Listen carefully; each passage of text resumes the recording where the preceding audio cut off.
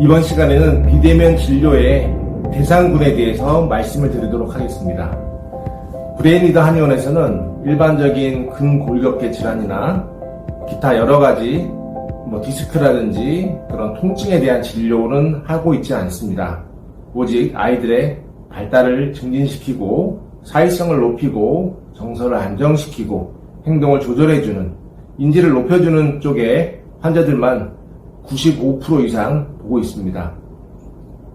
즉 그 아이들만 온전히 진료를 하고 있기 때문에 그 아이들에 대한 환자분들이 저희 브레인리더 한의원에서의 진료의 대상군입니다. 그래서 가장 많이 오는 자폐 스펙트럼 또는 아스퍼거 증후군, 지적장애, 경계선 지적장애, 그리고 비언어성 학습장애, 그리고 틱장애, 뚜렛 증후군, ADHD 또는 우울증, 강박증, 조현병 이러한 환자분들이 저희 한의원에 내원하시는 거의 대부분의 환자분들입니다.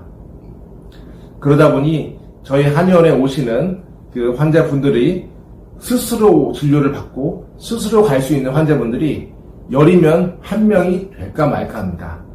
즉 가족분들이 같이 와야 되고 부모님들이 같이 와야 되는 진료이다 보니까 지금과 같은 팬데믹 시기에는 한의원에 내원하기가 쉽지가 않습니다. 그래서 비대면 진료를 적극적으로 활용이 가능하고요. 비대면 진료를 함에 있어서 이러한 환자분들이 해 주셔야 될 것들은 이 아이에 대한 종합적인 증상에 대한 설문지를 저희가 카톡이나 메일로 전달해 드립니다.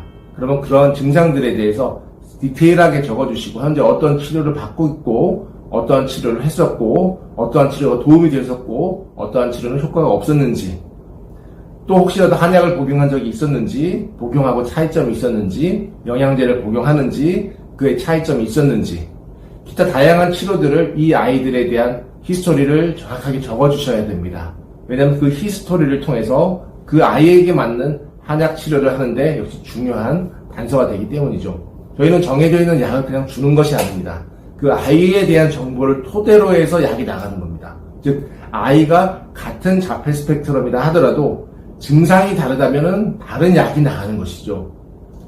이 아이가 시각 추구가 심각한 자폐 스펙트럼인지 아니면 손가락에 대한 감각 추구가 심한 자폐 스펙트럼 아이인지 아니면 어떤 행동에 대해서 반복적인 강박적인 패턴이 심한 아이인지에 따라서 약이 달라집니다.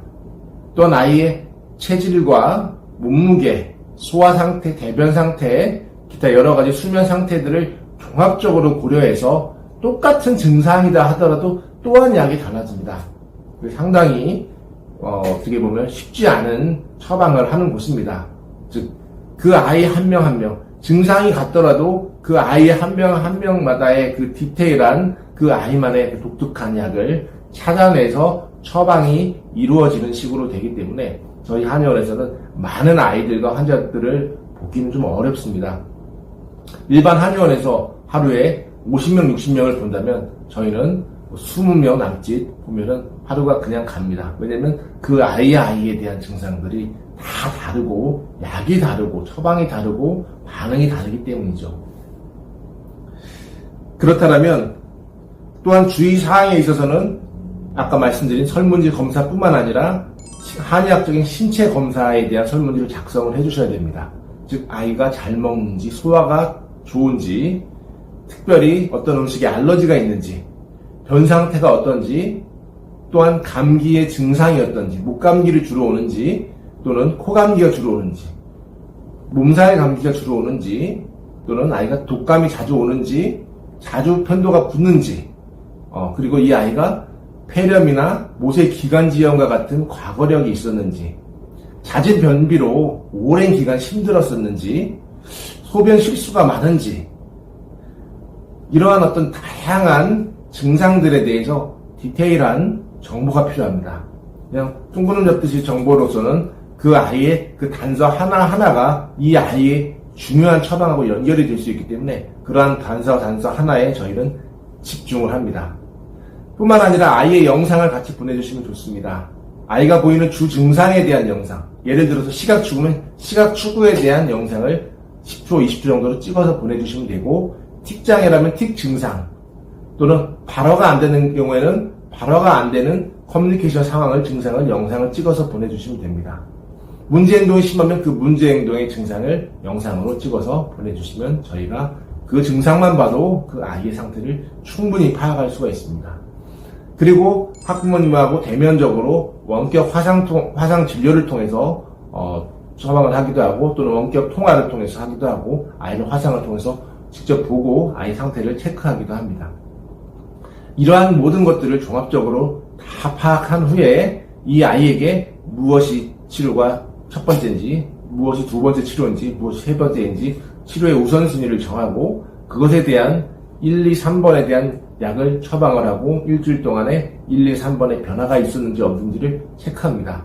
한 달 후의 경과를 보지 않습니다. 저희는 일주일 안에 효과가 없으면 일단 없다고 보고 약을 조절을 하기 시작합니다.